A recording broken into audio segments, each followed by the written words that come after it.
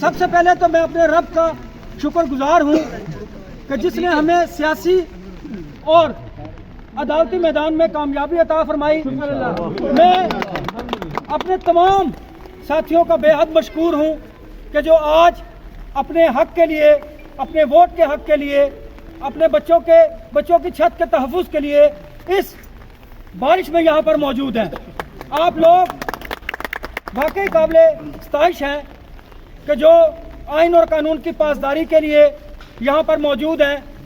آج ہمارے مخالفین نے بھی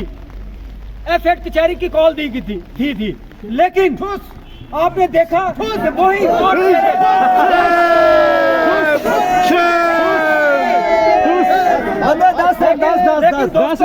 دوستو آپ لوگوں کی شرکت نے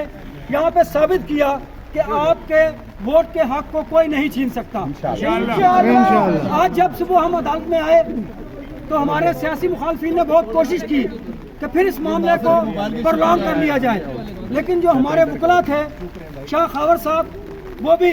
سیشن جج صاحب کی عدالت میں پیش ہوئے۔ انہوں نے اپنے آرگومنٹ دیے۔ ہمارے اپوننٹ جو امیدوار ہیں صدارتی ملک جاوید صاحب، ان کے وکیل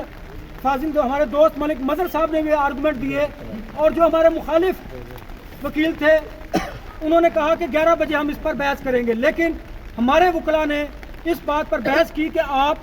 میرٹ پر اس معاملے کو دیکھیے اور آپ جس مرضی جج صاحب کو دیجئے، ہمارا کیس الحمدللہ آئین اور قانون کے مطابق ہے، ہم اس کو کنٹیسٹ کریں گے۔ تو دوستو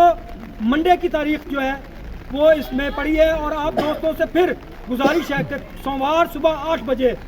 آج کی طرح، گزشتہ پیشوں کی طرح ہم نے اپنی بڑی تعداد کو مینٹین کرنا ہے، اور سب سے زیادہ بڑی بات جو ہے ہم عدالتوں کا احترام کرتے ہیں، ہم نے آئین اور قانون کے مطابق ایکٹ کرنا ہے، ہم نے کوئی غیر مہذب گفتگو نہیں کرنی، ہم نے اپنی سیاسی مخالفین کو سیاسی میدان میں اور عدالتوں میں شکست دینی ہے انشاءاللہ۔